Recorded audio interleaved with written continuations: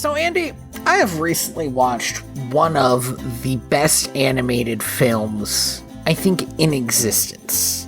Oh, really? And it was Puss in Boots: The Last Wish. Not only is Puss in Boots: The Last Wish does have fun characters, does have a good story, but, like, technically, on a technical level, it's one of the best movies I've ever seen. Mm-hmm. And then a week fucking later... Yeah, uh-huh. I watched Hoodwinked 2, and do you know the thing about Hoodwinked 2 that is, like, weird? It's, like, not that bad. Welcome to Direct Video. VHS? Podcast where we pair movies like fine wine.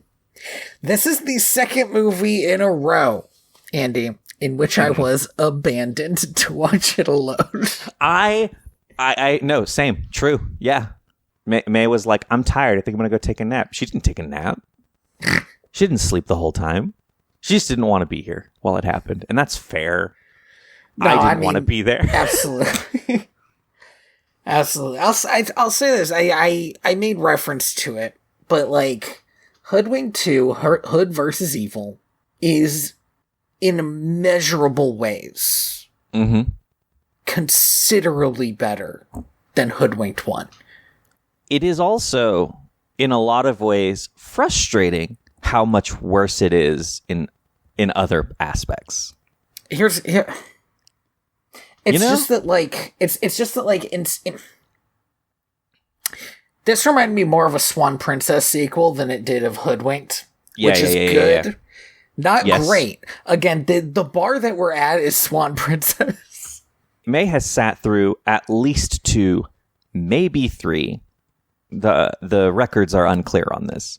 Swan Princess movies, and did not walk out of a single one. Was like, you know what? I'll stick around for this, right? Which I think tells you something about the quality of these films. She's got to know who the Ghost Beaver is. And asked me if Hoodwinked was worse than all of the Swan Princess sequels, and I really had to think about it, because it is, but it feels it feels wrong saying that, you know? I mean, it has less baggage, I think I'll say. There was less singing in Hoodwinked, and at least 2 of the Swan Princess movies I find borderline unwatchable for, like, bad song reasons. Mm-hmm. So, Hoodwinked, Hood versus Evil. When you turn on this movie, it shows you the cast list. Like, this is a prestige movie that people want to be associated with. And now here's the thing, though, is that cast list, phenomenal. It's a good cast list. Okay, so let me say something here. I don't know if I'm going to say her name right. Hayden Panettiere? Yes. Is a better Red Riding Hood than Anne Hathaway. Yes. And I don't know if it's because Hayden Panettiere does voice acting. I don't know if she was just, like, younger and so could sell it better. Like, I don't know what the reason is. But, like, I hated Anne Hathaway's Red Riding Hood. I definitely think it had to do a bit more with the fact that the things that Hayden Panettiere had to say weren't as, like, egregious. Maybe. I also think, like, she could sell, like, being a kid to me. Yeah, I think in a way that felt better. Like, she's also, I mean, maybe it's just that, I'm sure at that point Anne Hathaway was technically, like, a working actor, but she's someone who's been famous since she was, like, I don't know, 17. Yeah, and, that's like, fair. I feel like Hayden Panettiere, I know who she is, but I feel like a lot of people don't. And that's also fine. I think Hayden Panettiere is one of those actresses that if you just told somebody her name, they'd be like, who? And then if you showed them, like, a picture of her, they'd be like, oh. They'd be like, oh, yeah, her. Like from that video game. Or depending on how old you are. Yeah, depending on how old you are, from Heroes. Yeah. She was in Nashville as well. I don't know. Like, there are a lot of people who care about Nashville a lot, but I'm not one of those people. Glenn Close is in here. She's great. She does okay. It's not a super amazing performance, to be honest. No. Joan Cusack is in this movie. and she's Who's great. John Cusack? Well, she's, I believe, John Cusack's sister. Stop it. Adam she was the Sandler. witch. Adam Sandler values. She fucking sold that character really well. I was like shocked by how entertained I was by her for like the first half of the movie before she takes the mask off. Then she's boring. Were Bill Hader and Amy Poehler in a different movie where they were the bad guys and also siblings? You know, it feels like it should have happened. But I don't think so. It makes sense that they work well together. They're both SNL alum. You have, Cheech and Chong are in here, but they'll do anything for money. They will do anything for money. I found myself, when I realized that was Cheech and Chong, I was like, okay, I can hang with this for a little while. However, again, Cheech and Chong are two of the three little pigs, okay? And they make reference to the three bears in this scene. Mm-hmm. And it just made me think about Puss in Boots, where the three bears are in that movie, and they're very good. Brad Garrett's in this as the Giant. The Giant was a fun character. Like, there's a lot of decent stuff. Yeah, there's, like, ideas here. There's ideas floating around. There's, like, whole scenes that aren't very terrible. Like, yeah. Anyone else who matters? There are a couple of other people in here who are like, oh, that's cool that they're here. But Danny Pudi, who is Abed in Community, in this movie, in a very early role, I assume, for him, he's just the guy on the radio. He's Little Boy Blue on the radio. Yeah, I saw him listed, and I was like, I didn't even clock that character. And of course, Patrick Warburton is back as the Big Bad Wolf. Mm-hmm, mm-hmm. In a very odd role, in a very odd rendition of the character as well. They don't know what to do with this character, which is not the end of the world, but it's like, again, sometimes he was the only thing to carry a scene through to the end, but they didn't want to know, they didn't know how to use him. Here's the problem, is you have to make a sequel to a movie that is largely uneventful and uncompromising. Mm-hmm, mm-hmm, mm-hmm. In its just absolute terribleness. And so they had to give these characters flaws to fix. Now, when you make a sequel to a movie, you're already kind of in a boat where characters have ended the last movie theoretically in a place where they have, grown. And so it's already hard. But here, it feels like these characters are not the same characters at all from the first movie. They're in such emotionally different places that it feels like this is a prequel and not a sequel. They're weird. It's weird. If they wanted this to work, it probably could have been a TV show. Oh yeah. Like a Monster of the Week type thing where they have to face a new fairy tale thing every day. That might work. You get at least one season out of that idea. Yeah, but instead, okay. Instead, we start shooting tear gas at children. We sure do. I wonder if the whole reason Hansel and Gretel are evil is so you can forgive cops for shooting tear gas at them. They had to save them with the tear gas. Yeah. Here's the other thing. We don't need to belabor this point, but this is a world without guns. To the point where, people don't even, point weapons at each other, okay? They are trying to do this... Okay, so it starts with, there's a gingerbread house, little kid's been kidnapped by a witch, right? Yep.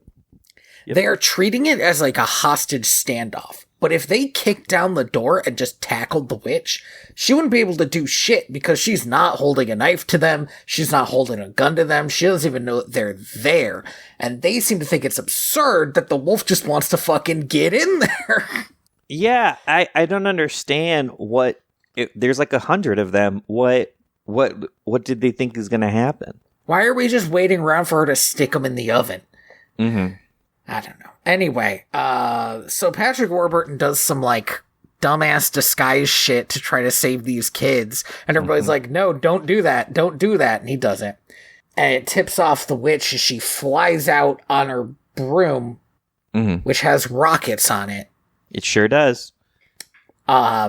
With Hansel and Gretel each in their own bespoke birdcage. And so Granny and the wolf go after him. Red is not here because she is off doing training in a place that I kind of wished we hadn't spent quite so much time at because it made me very irritated. She's over in Kung Fu Panda for a little bit. So we'll get to her. Except Kung Fu Panda's good. Like, there's a slight difference. So good. Kung Fu Panda's a fun movie. So Patrick Warburton's doing his fucking level best to sell this scene, and I do appreciate it, but it is not super working. Here's what I'll say is that Patrick Warburton shows up to work, and he is working. It is unfortunate for him that the material is not that good sometimes. Yeah. But like I said, like, it has a better animation budget than the last one, and even that just helps sell these action scenes just a little more. So, Granny gets herself kidnapped, which is, I mean, she's supposed to be a badass, but okay, whatever. So you're like, okay, inciting incidents, Granny gets kidnapped, right? So now Red and the Big Bad Wolf have to team up. That tracks, I suppose. She gets kidnapped. He's like, this was all my fault, because it genuinely was. He seems to have a hard time deciding through the movie whether he is guilt-ridden about this or just a big dumbass who's going to keep doing the same shit over and over. Yeah. Like, the movie's trying to keep it light, but it wants him to have some characterization, and it can't figure out how to do both. So she's kidnapped, and then I guess we go into this fucking Kung Fu Panda-ass Marty McFly nonsense. Yeah, we find ourselves at the Sisterhood of Kung Fu Baking, which is the stupidest thing I've ever said in my life. Oh, Andy, don't sell yourself short. Thank you. This whole thing is, I don't want to talk about this too much, but there's like a scene where Red is like fighting an ogre, and it manages to be, or a troll, I guess it's a troll. I'm not really sure, actually. Yeah. But this scene manages to be both fatphobic, racist, and homophobic all at the same time, which is astounding to me. It truly is kung fu if you think about it. The degrees at which it fucking like punched me in the sternum. But essentially, Red is being trained by the Society of Bakers who trained her grandma, I guess, and we get a whole bunch of hullabaloo that doesn't matter. We get a pretty funny scene where a woman gets hit in the face by what do they call those things? Rolling pin? Rolling pin. I like that. I want to mention the Marty McFly thing. Oh, yeah. Because this, I swear to God, will not come back. It kind of does, but since it's a fake out, I don't count it. Yeah. The troll ogre calls Red a chicken, and then she immediately is like, "What'd you say?" and goes to kick his ass and fails her thing because she's got to fucking keep her cool and deliver her cookies, I guess. And like, not only have they stolen this from Back to the Future, but they even stole the dumb thing that Back to the Future did, which was introduce this in the second movie for some reason. And it's just like, what are we doing? Why are we doing that? Because they don't. Because it doesn't matter. These characters need flaws, but the problem it's a terrible flaw. It wasn't it's a very shit-ass good in flaw. Back to the Future. The only reason it worked at all was because it stopped him from being maimed for life. That's how much you have to raise the stakes to make this flaw any good.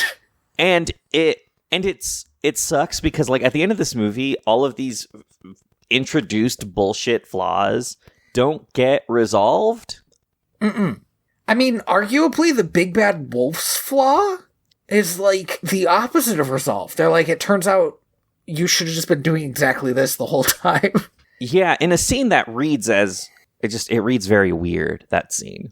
All the scenes read weird. All the scenes read weird. There is some, I hate that I enjoyed this joke because it was, one, a modern reference, which I hate in these kind of things. and two very clearly ADR'd in, like, hey, we need a line here. Yeah. One of them says they're trying to keep their secret recipe away from the Food Network, and there's an ADR line from fucking nowhere that somebody goes, yeah, Rachel Ray's the devil, and I don't know, that got me. I also really liked that. I thought that was really funny. And I got mad because I was like, where did this even come from? Yeah, listen, I don't like Rachel Ray either, like. But I had to look her up to make sure there wasn't like anything like. Yeah, I don't know if there's anything going on in the year of our Lord. I don't think so. I think she's just like not that likable a person. Yeah, I think Rachel Ray just rubs people the wrong way, and you know what? That's valid. But like, it's one thing for me, a person who is nobody, to be like, I don't really like Rachel Ray. It's another thing for a movie that came out in theaters to just kind of do that, You got to really like be sure with your law team. There's a secret recipe for truffles and the magic truffles. Yeah, magic truffles. They make you invincible for an undetermined period of time and for an undetermined amount of power. Yes, they keep on saying like invincible or unbeatable, and in like, what does that mean? Because that's a very vague thing. It doesn't increase your power tenfold. And yes, they say it can wear off, but they don't say when it wears off. Yeah, for an undetermined amount of time. It is the most undefined MacGuffin. Except for the fact that at one point, they do flash the recipe on screen. Oh, do they? Yeah, they like the Wicked Witch, who has a name, I don't remember it. Shows it. Yeah, Verushka von Klein or whatever. She shows it, and the camera like cuts to it for a brief second. And this is truly funny, which is that I believe when they were listing off some of the ingredients, May was like, "That's too sweet," which is very funny to me. It gives you unlimited power, but I guess you don't want your teeth to go. I want it to taste good. I don't like truffles.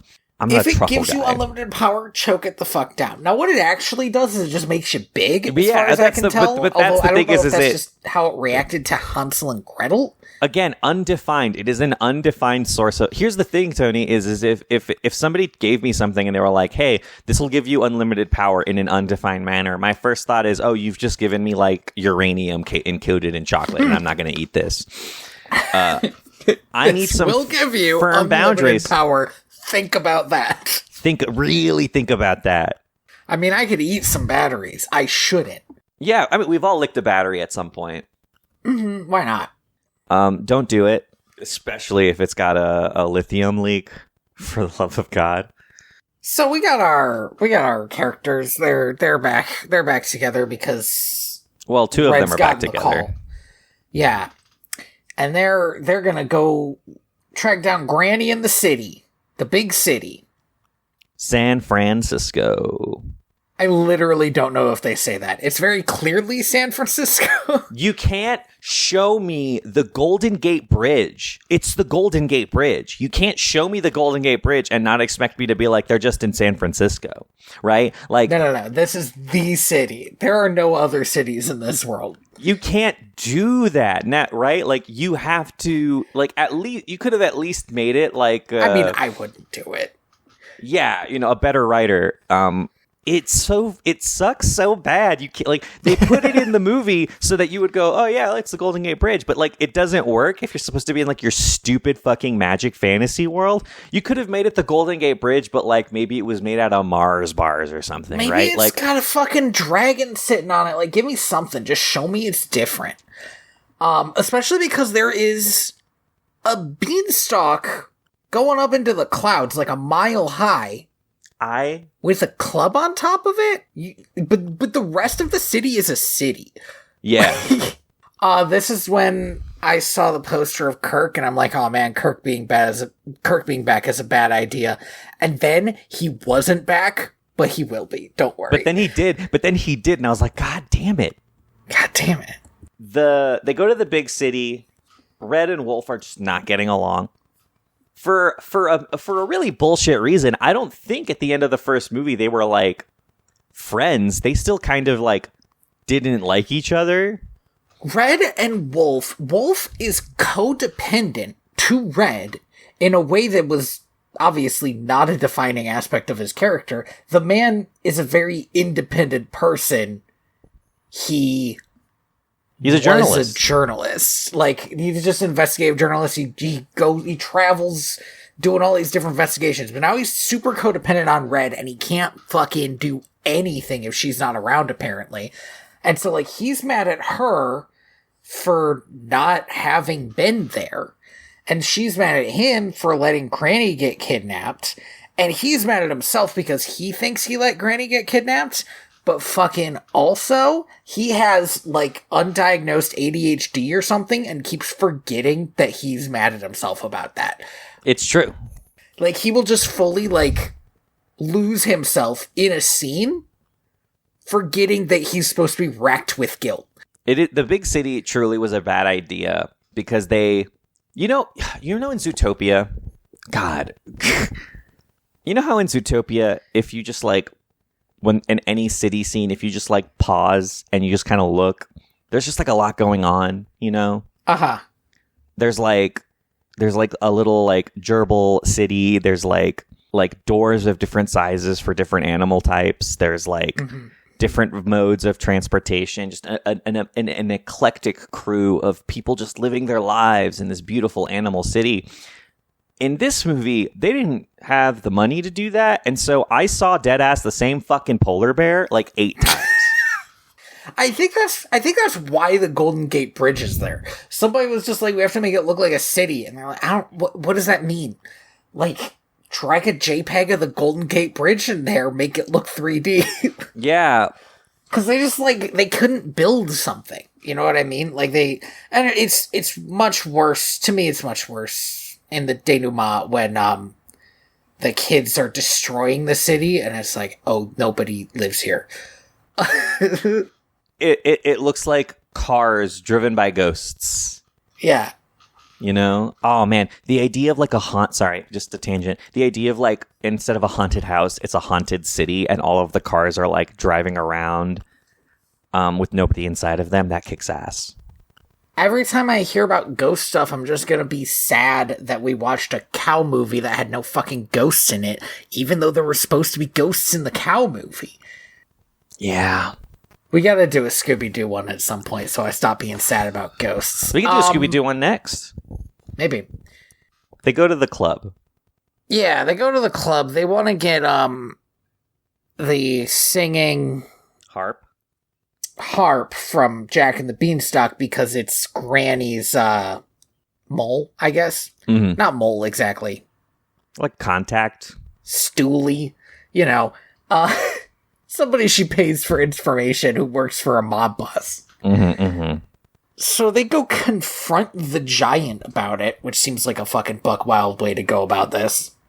Red goes to confront him. It goes poorly, and so Wolf throws on a terrible disguise, makes a pretty good con joke, and the giant likes him, and so then they have this whole scene where they're trying to fucking charm Brad Garrett, and it's only going okay, and eventually they just steal the harp and run. How do I describe this? This scene is like the pacing of this scene is equivalent to like constipation. Because they could just steal the harp. That's fun, you know? Mm-hmm. Or they could charm the big mob boss, and we could have a whole scene where we're learning about him. I hate to bring Zootopia up again, but you know, like that happens in Zootopia, and that's fun. It's a fun scene, although the implications are rough the longer you think about it. I have a lot of problems with Zootopia. This cop is buddy with this mob boss. I have a lot of problems with Zootopia. But I like it. I like the movie. Anyway, moving on. But instead, we get this like prolonged indecision. Are we going to steal it, or are we going to charm the guy? Or are we just going to beat the shit out of him and take it? Turns out that's just not a good idea. He's a giant. And we end up doing all three. but like this feels like a protracted. The reason I say it feels constipated is because it feels like a protracted like D&D encounter, right? Oh yeah, you failed at the one thing, so I gotta go try the other thing. But like, they failed to charm the giant, but the DM's gonna give him one more roll. and then the rogue is like, I'm just gonna steal it. Yeah, fuck this. In D&D, what can you do? Everyone at the table's stupid. Like we all become commensurate 5-year-olds the moment we have to role play in a fantasy world. That's not anybody's fault but D&D's. But in a film where you're in complete control, why did this happen? Somebody should take a second look at this script. Right. 3 people looked at this script. Sorry. 3 people looked at this script. 4 people looked at this script. And the fact that it exists like this tells me that every single one of these people needs to get a different day job. So they get into this chase fight scene or whatever, and Red gets mad at Wolf, and Wolf gets mad at Red, and I guess he quits. I sort of forgot this happened, but it's in my note. That my next note is Red walking around the city is very lame, because I think she just sadly walks around the city like trying to find some dumbass thing. She's doing. They do like a bit where they go to an asylum. Oh my god! Yeah, you know what? I forgot about this because I couldn't care less. I don't need a Silence of the Lambs reference with the very stupid bad guy from the last movie. I just didn't need it, and I think I totally forgot about it. No, it's truly stupid. I'm looking at I want the audience to know that I am looking at a Wikipedia summary of this movie to remind myself of what happened, because like I said, this movie is mercurial. It will slip out of your brain and only leave behind a little bit of lunacy. So it's the bunny from the first. Mercury on your brain. Don't put mercury on your brain. They see the bunny again. I forget what the fucking bunny's name is. The bunny's like, I'm still evil and I still hate you guys. I think it's something like fucking Bun Bun or something like something stupid. Boingo is his name, played by Andy Dick. Came back for this one, huh? So they find out that Boingo has been the kind of go-between for the witch and all of these ingredient heists. I don't know why you couldn't just go to the store and buy them. For all of the ingredients that they need to make the magic truffle, if you all want to remember why they're doing any of this at all. And then at the end of that scene, find out that the cleaning lady was actually the witch the whole time, and she flies away. But before she does, obviously she was. Yeah, right. I know. You see her from the back and you're like, that's the witch, they should go get her. Yeah, the wolf, I don't understand why Red is like, I should have recognized her. No, you shouldn't have. You're the only character in this movie who doesn't know what the fuck she looks like. You know who should have recognized her? The guy whose whole thing is disguises. The wolf has only seen her from the back, and all he sees is her back. It sees that big old beehive, dude. Dead to rights. By the way, we didn't mention this, but it feels important. Granny was kidnapped because she knows how to make this. Oh, yeah. Truffle. And the threat that the witch has is she's going to kill the kids if Granny doesn't make the truffle. Mm-hmm. This, as we've already mentioned, Hansel and Gretel are evil, which is the only thing you can do with Hansel and Gretel in this kind of movie. So, like, obviously they are. They are committed to breaking and entering. Like, they have to be evil. You know there's going to be a twist. Yeah. Because this is literally like a twisted fairy tale style movie. So considering how little you see Hansel and Gretel in the beginning, the only twist is that they're evil, because otherwise they're just nothing characters. And yeah, otherwise Bill Hader and Amy Poehler were paid a lump sum to do nothing, and that's insane. Do not just sit around in front of a microphone like, do I have any lines? You just want me to do a funny voice for like 30 minutes? That was a really good Bill Hader. I'm really proud of myself for that. Amy Poehler was in Parks and Recreation, right? Like, it feels such a waste of talent. The witch escapes. I mean, escapes is the wrong word. She leaves in a dramatic fashion, right? And when she does, she rips off her uniform. I don't know why, but on the uniform is like a tag with like an initialism on it. And so Red is sadly walking around the city like showing this to people, but the bit is that every company in the city has those initials. But Red and Wolf also get into their big fight. Ooh. Oh no. It all comes out. I mean, I guess it kind of does. It really just kind of comes off as Red, like, really, like, putting Wolf down a little bit. She puts Wolf down a little bit. Again, he remembers, oh yeah, I'm supposed to be mad at myself about Granny getting kidnapped. And so he's like, yeah, you know what? You're right. And he leaves. And he goes back to his trailer that he lives in. Mm-hmm. Big missed opportunity for a joke here. He should have lived in a brick house. That would have been fun. They never tell us why the pigs hate the big bad wolf. I mean, Tony, we know why. No, we don't. Because this is not that same character. Did he write a like... Were they, like, gentrifying a neighborhood and he wrote an article and it tore their houses down? What happened? Oh, man, you know what would have been a good one is if they were doing, like, housing scams. They were building, like, a ton of houses for cheap for the city. That's a thing that happened in El Paso where I used to live. That would have been good. Insurance fraud. That was something... I know a lot of people have pointed out this scene, and it's with good reason. But in Tintin, when in the Adventures of Tintin, when he pulls out just like a real gun, that happens in Tintin. Yeah, we watched the movie, Tony. You and I did not watch Tintin. Did we not? Well, I've seen it. Tintin. The Adventures of Tintin. It's by Steven Spielberg, directed by Steven Spielberg. I did not know it was a Spielberg movie either. Wow, that's but amazing. It would have been when everybody was done with Spielberg. It's fantastic, by the way. It is genuinely really good. But at one point in that movie, Tintin just hold like a gun, like a gun-ass gun, and it's so jarring to be in this. All right, wait, just curious, just out of curiosity here, Tintin's the kid, or yeah, the well, dog? he's not a kid. Tintin is the young man, but he is not. He is a journalist. He's not a boy. He's just a very young man. It was important to me to know if the dog pulled out a gun. Or that would have been even better. Like in a very good TRPG recording of them doing Scooby-Doo that I watched once. Rocked and roaded. Good shit. Good shit. No, the dog's name is Snowy. A shame. But okay.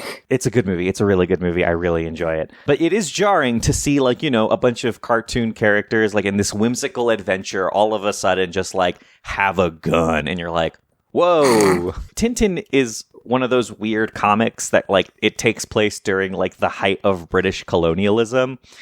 Mm-hmm. So, like, it's a weird time all around, but... I bet you that a lot of Tintin comics are unreadable by modern standards just for, like, casual racism and bigotry. 100%. I have heard that they're good, and but they're also in French, which adds another layer of, like, unreadability because the French are so weird about their racism. I had a similar feeling when, Wolf is in his trailer home, and he goes over to talk to Twitch about the squirrel. By the way, the squirrel's in this movie. Its name is Twitch. Yeah, I knew we were gonna have to say it. We hadn't mentioned Twitch at all because he's basically like Wolf's familiar. He's not enough of his own character for us to really talk about. Wolf's Damon. Yeah, it's Damon. And then the three pigs show up and they pull out a bazooka, like a fucking HIMAR, and just fire it into the wolf's trailer and blowing it to smithereens. And I had a very similar moment where I was like, this is a different movie. The amount of brutal, unnecessary, wanton destruction that these pigs are bringing to the table. Later, they will raid the agency that they all work for. This happens right about this time. Yeah, it happens about the same time, because it's a coordinated attack. And nobody is hurt in that attack. They just, like, apparently knock over some stuff and grab some sheep or something, because everybody's fine later. I do think they kidnap all the sheep is the thing, which is very funny. Those are Bo Peep's sheep. That's what they say, but then I see the sheep later, so you can't just say shit. God damn it. Like they're there at the end, and I was like, where'd they all come from? I thought everybody was kidnapped. That reminds me of the only joke in the movie that made me laugh out loud, which happens earlier when Red goes back to the agency when she finds out that her grandma gets kidnapped and walks in on Wolf telling Bo Peep, I'm not saying they shouldn't work here. I'm just saying they look delicious. Yes, he does say that. Which really got me. Yeah, there's a coordinated attack. The entire happily ever after agency is destroyed. All things considered, this is like too well planned an operation, particularly to have gone under the radar to the extent that it seems to have. Maybe the DEA is very bad at their jobs. So Wolf's trailer is destroyed, but he was in Twitchy's trailer. So they fucking book it, and they narrowly avoid getting blown up. And then the pigs are also back in front of the hotel at the exact same time. No, it's because there's like a ton of them. One of them is Chong. Like they're all, but it's the bit is that they're all voiced by Cheech and Chong, so they all have one of three personalities, which is either their Cheech, their Chong, or they're silent. So Wolf gets back to Red eventually. I mean, he fucking. The DEA is destroyed. He goes back to Red. Blah, blah, blah, blah, blah, blah, blah, blah, blah. Here's the problem. They realize they need some muscle. There's only one person they know. Surely they should meet other people. They go ask fucking Kirk, the lunatic actor/singer that they know. And he's like, oh yeah, all of my backup singers are mercenaries. Okay. So we get this whole, basically, they're doing the same joke as in the first one, but times 4. Yes. All the yodelers beat up the pigs, and luckily the yodelers are not on screen for very long, and they get upstairs. I genuinely thought that this movie might forget that they don't know that Hansel and Gretel are evil, but it doesn't. I also thought that. Yeah. Because Hansel and Gretel have revealed themselves to Granny. That they were evil. And which means that Granny will not make the thing that they want. Because they have no threat anymore. But they remembered. So, in a pretty good scene, Wolf takes Hansel and Gretel downstairs. And when they get in the elevator, they put on gas masks. And he's like, yeah, always carry little gas masks. Because you never know. There's like good lines here. And I think it's Patrick Warburton's delivery, because the same thing happened in the last movie where like Patrick Warburton knows how to pace a joke. Like he knows how to deliver a joke. What's fun is like it's like the comedy of dramatic irony is like that's when the Wolf is funny, when he doesn't get something that you the audience immediately get. I'm thinking of the only joke I remember of the last movie where they're in a fucking mine cart, and Twitch says, oh, look, candles! And the Wolf goes, candles, light them up! Light them up! He's just so excited to have candles. Those give off a really good light there. What brand are they? It's so good. It's genuinely a joy for like, because Patrick Warburton, again, he knows how to fucking do it. Him and the squirrel get knocked out by gas. Hansel and Gretel escape. And Red goes to save Granny, and is in a room where there's a bowl of mixed baked good materials, and she's like, huh? And she goes to taste it, and her innate kung fu baking abilities tells her that it's missing macadamia nuts, and she says this out loud. Now hold the fucking phone. All right, we need to take a second to talk about Verushka's dark backstory. Her dark backstory is that she's not as good as Granny at anything, and she wishes she was as good as Granny, so she wants to make this truffle, and that's why she kidnapped Granny, okay? She says that for 60 years, she has been putting the ingredients together and trying to figure out what the last ingredient is. This witch has never tried macadamia nuts? In a truffle, I know. Like the fucking third nut that you would try? What would be the first two? Walnuts? I mean, almonds and walnuts, I think? Yeah, and walnuts, then macadamia almonds. nuts. I would try pecans first, but I'm from New Mexico, so that's like, You might be right. But, like, there are nuts that you often use for baking, and macadamia nuts is one of them. High up there. White people love that shit on their cookies. it gives such a good crunch because it's not as hard as an almond, so it breaks apart a little easier. It's a little more brittle. Yeah. Yeah. Almonds, you have to prepare. You have to like roast a little bit so that they can soften up. I'm not a big fan of almonds in baking because I do think they're just a little hard for it. Yeah. But, covered in chocolate, macadamia nuts, pecans, or that stuff. What's that? Covered in chocolate, though. All right. I'll still do like a pecan first, though. Yeah, no, I agree. I think I prefer walnuts, but I know a lot of people think that walnuts are a little too tart, which is fair. So it's just like, what are was we she doing? trying? Sorry, she's supposed to be like number 2 after Granny. Mm-hmm. Granny has a baking empire. Yeah. This movie has forgotten that she's had that, but that's fine. So she's a secret agent now. Yeah, but also, as far as we know, that baking empire consisted of just her and Red, and maybe this was just like a product of budget, but like we don't ever see like a factory or anything. They couldn't have come up with an ingredient that I could buy that she had not tried. So they probably shouldn't have that line in there, but the ingredient they came up with is a fucking normal ingredient. It is the most normal ingredient. They could have gone more normal maybe if they had been like, mint leaf. Like, yeah. But like, otherwise... or even just like, this is a thing that weirds me out as like a non-baker, but a little bit of salt. Oh yeah. It just needs a pinch more salt. Just needs a little. That would have been fucking great. I would have enjoyed that because that's a joke that's like based in knowledge. Right. I don't know if I would have added a pinch more salt to it. I can never tell when something needs a little more salt. I hate it whenever somebody tells me that you need to salt and pepper to taste. I don't know what that means. I know what too much salt tastes like. I don't know what just enough salt tastes like. Yeah. Like what? How am I supposed to know? I'm a guy who doesn't. I don't. I get so much anxiety when I'm in the kitchen.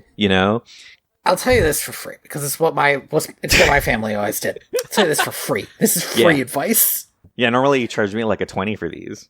Yeah, absolutely. All baking recipes will tell you to use unsalted butter and salt to taste. There's a shortcut here. Use salted butter. Do you know who salted it to taste? I don't know. Some fucking guy at the butter place. Is that the butter place? The butter place. They don't know how butter's made there at the butter place. I don't need to know. I'm just in the kitchen. Baking is a harder science. I've made chocolate chip cookies, the easiest thing in the world to make. But like, I think it's harder when it's like, oh, I'm making a soup. I need hard measurements. For me, I much prefer baking because it's like, if you follow the directions, it'll work. The problem I have with being in the kitchen is I get too distracted. So I'll start cooking and then I'll be like, oh, I should wash the dishes or, make myself a cup of tea.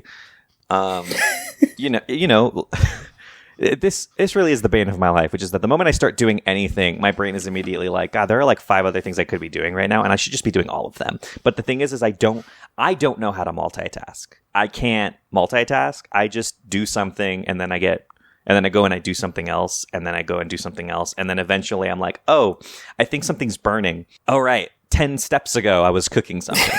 So these little assholes eat the truffle. They get big. They immediately turn on the witch for no reason. I mean, but also, of course they were, right? Like, what's she bringing to the table? I'll tell you what she's bringing to the table, man. She's the only one who can bake. They have not... they have not said that they can bake. It doesn't seem like they have the ability to bake. And they have said that they're going to start like a evil empire of baking goods now and just sell these to a bunch of people. That's literally the plot of the first movie. What the fuck? Yeah. So I'm like, so who are they going to get to bake them? I mean, obviously they can hire somebody else, but why don't they just hire her? She's here. Anyway, they turn on her. They release a big spider to try to kill everybody. It doesn't work. Mm-hmm.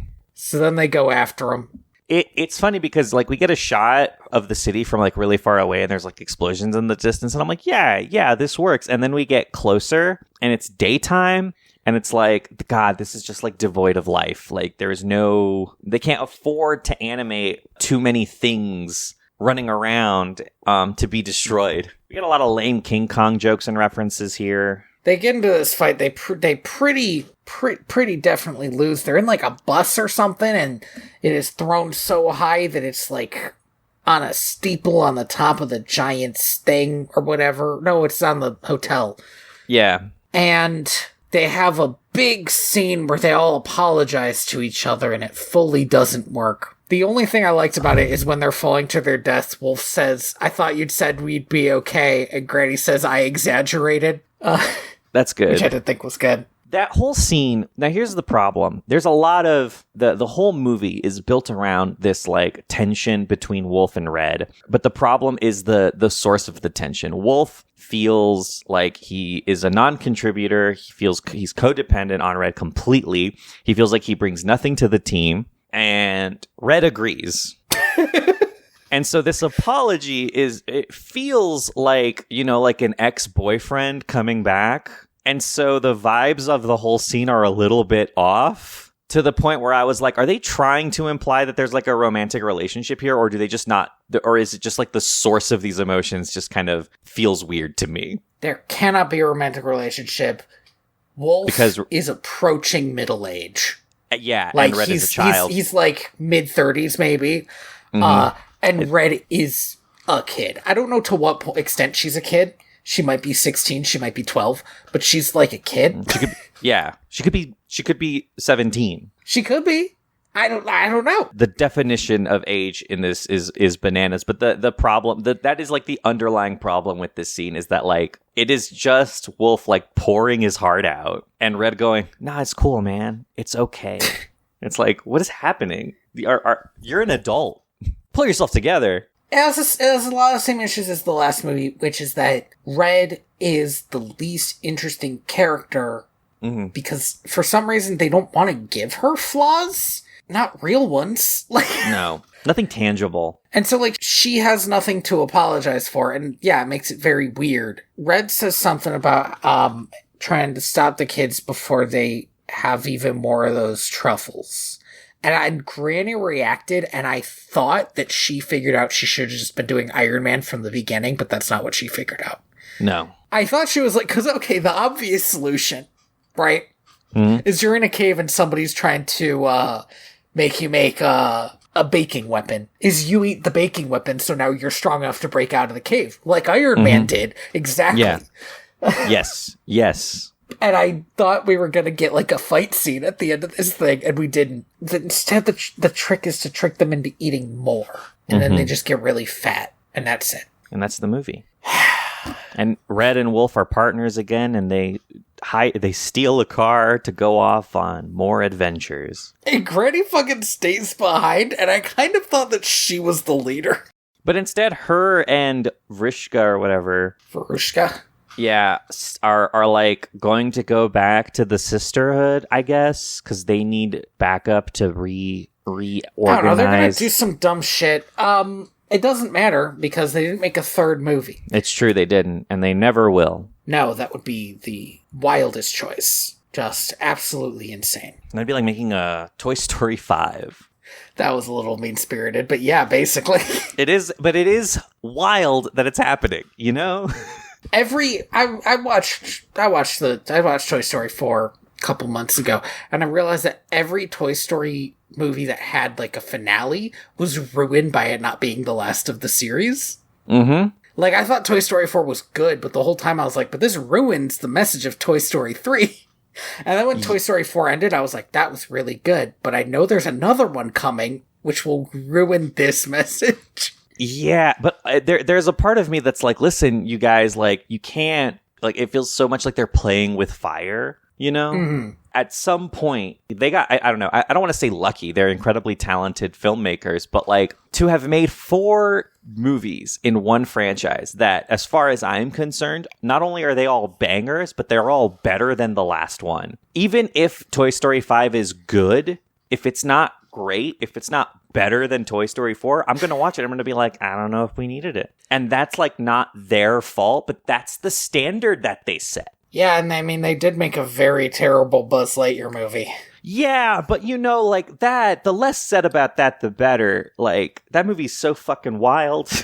Not only in how bad it is, but also in how devoid of context it is. I think a lot about that movie, about how many Toy Story references are in it, but how very few Buzz Lightyear references are in it. Yeah. I think a lot about the opening line of that movie that claims that this was the origin of the character of Buzz Lightyear, when it so clearly is not. This is a retrospective.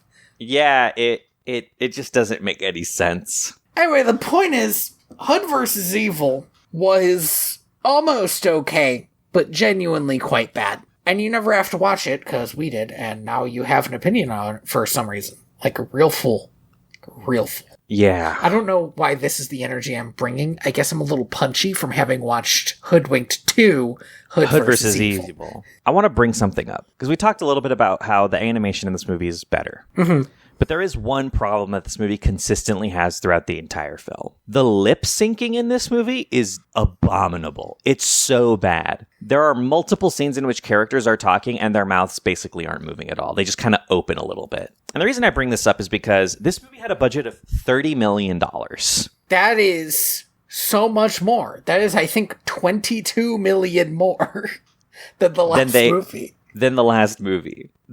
I didn't know this, and now that I do know this, I'm like, no, it is truly tough. I think this property is toxic, and nobody should touch it with the 10-foot pole.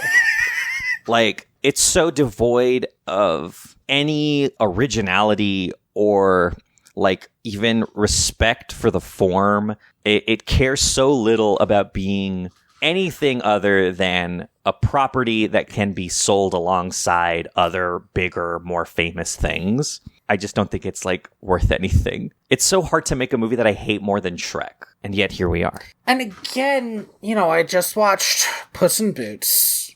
The Last Wish. A truly gorgeous movie, and I love all of the characters and I love the story. It's basically perfect. But sometimes it will remind you that, like, yeah, this is a Shrek spin-off movie. And I'll have a moment where I'm like, isn't it amazing that they have managed to develop this world out so differently than how Shrek was? I think that's great. But I think that's a once-in-a-lifetime opportunity to be able to do that. It is impossible to do that to Hoodwinked, and nobody should try. Yeah. It has been... We're coming up on almost 15 years. Have you seen... Have you seen Puss in Boots? The Last Wish? The Last Wish, not the original one. No, I haven't. There is a moment where one of the bad guys, because there are multiple bad guys, literal death is a villain in this movie. It's amazing. That's awesome. That kicks ass. Pulls Excalibur out of his bag, and he's like, yeah, I have Excalibur. Couldn't get this rock off the end, but it's still pretty cool. And just starts swinging it around. That kicks ass. That's so good. It's so fucking hilarious. And, like, that's how you make a reference to, like, magic and, like, how you're part of a bigger magical world. You don't just, like, do Hansel and Gretel, but what if Hansel and Gretel are evil now? This is the second worst movie featuring Hansel and Gretel that I have ever seen. Oh my god, I forgot about that. Jesus Christ. Man, you want to know something crazy? Yeah. It's been almost 15 calendar years since the last Shrek movie. It has not. Good lord. Shrek Forever After came out in 2010. It's weird that was the last one. No, I guess it's not. I guess it's weird because the internet exists. So Shrek, oddly, is in the zeitgeist almost as much as fucking Garfield is. Well, and we are getting a new Garfield movie. Yeah. Aren't we? Yeah, no. Or did we already get a new Garfield movie? I don't think it's out yet. I think somebody would have talked about Chris Pratt's, I assume, bad performance as Garfield. Okay, it's coming out May 24th of this year. That's insane. That's so soon. I don't want to watch it, please. Please and thank you. I'm looking at the cast list for this Garfield movie, and everybody who isn't Chris Pratt is truly a get.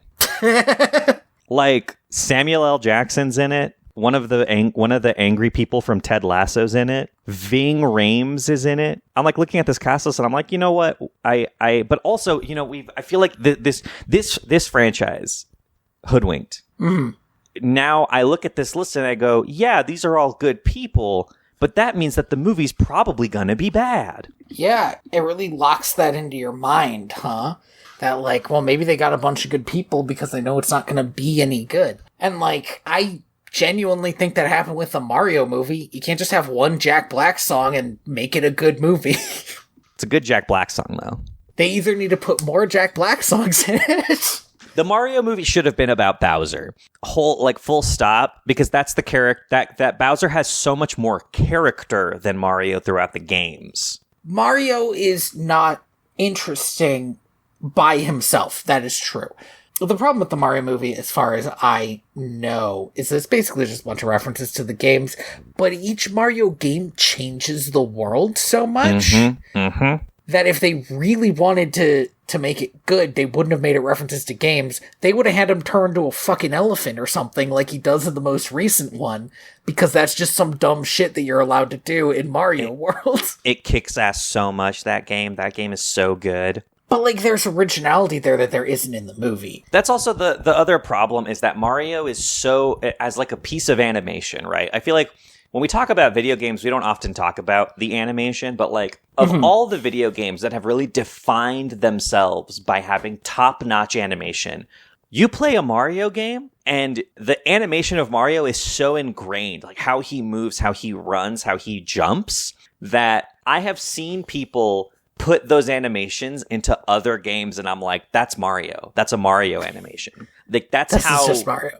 Yeah, that's how familiar it is. And how do you translate that like inherent understanding of movement into a film? I do not have an answer for this, if that's what you're wondering. No, I don't think anyone does. Yeah, God, you know, I think one of the best thing about Hoodwinked and Hoodwinked 2 is that they were so bad. They were so boring and devoid of content that this might be one of the few things in my life that I can forget. You'll never be reminded of it. Like, there will be nothing to remind you that this exists. Mm-hmm. Unlike Shrek. Unlike Shrek, there's a lot of things to remind you that Shrek exists. Mm-hmm. Thank you for listening to Direct to Video VHS. I have been your host, Tony Robusto. I have been your host, Andy Reyes. You can find me at Theater Bats on Blue Sky and at InspiredByTrueEvents.org. The Kickstarter that my story is in is still going on. Hell yeah. Get on it. It's 100% funded, so it's definitely happening. But if any more money goes to it, then I get paid more. Get on it. Yeah. So, here's what I'm going to do. If you send a receipt to mail@direct2.video, I'm going to save everybody who sends me a receipt to that, and then I will send you an audiobook version of the story that I'm doing. Oh, hell yeah. I wanted to make an audiobook version anyway, so it's a good way to make me do it. Andy, where can they find you? They can find me at also at direct2.video, obviously, here, but also you can find me at timehonoredpictures.com, a project in which me and my partner are trying to watch every Academy Award-winning film in chronological order, that has won Best Picture and Best Director. It is more historical, I think, than this, so, you know, go check it out if that's what you're interested in. Sorry that I didn't teach everybody about the fall of Rome in our Hoodwinked episode. You know, I forgot that was my job. I gave you the layup. I brought it up. I was like, now Tony can talk about the year of the three emperors, and we're good. And you didn't. All right. I hope I got that reference right. I mean, that's just the project as a whole is a little bit less focused on, you know, goofy shit. Yeah, it's less focused on goofy shit, you know, and more focused on just like, you know, what is this movie doing to you? Did somebody lie about what a Welsh countryside is like? Yeah. Weird historical shit like that. So next time we're going to watch Scooby-Doo on Zombie Island, huh? Yeah, I'm really excited about this. I think it'll be a release. Okay, one more time. Don't forget to pledge to A Summer of Sci-Fi and Fantasy Volume 3 on Kickstarter, and then email me about it, mail@direct2.video. Hell yeah. And thank you to Scott Buckley Huge for thanks. our theme song, Homeward. which should be playing right now. Oh my gosh, I hope so. Unless we start talking for like 5 more minutes. Then what are we doing, Andy?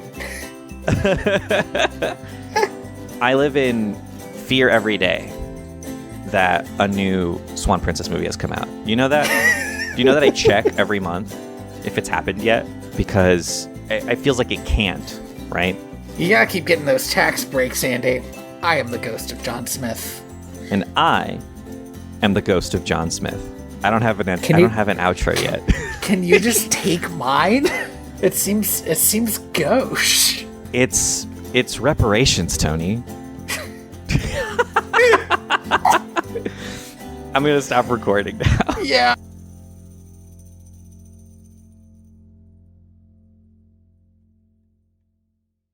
Unlike you, I have not watched anything good recently. In the middle of watching Hoodwinked 2. Oh, I was watching it on YouTube, by the way. It's free with ads.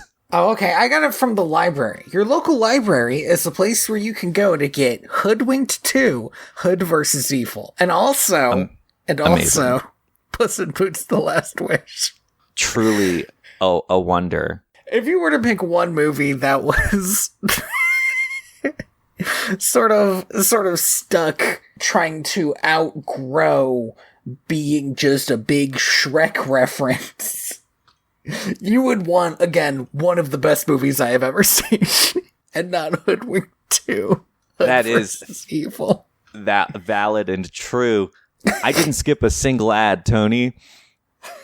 That skip button was there, tempting me, right? And every time I was like, no, I could. It's State Farm, you know. I like State Farm. State Farm guy. Oh, there's an ad for Wish on Disney Plus. This is the best animation I've seen in a month. Yeah, I'll watch the whole thing. It's just a scene from the movie. I didn't skip a single ad, Tony, because every time an ad came on, I was like, this is the best thing I've ever seen.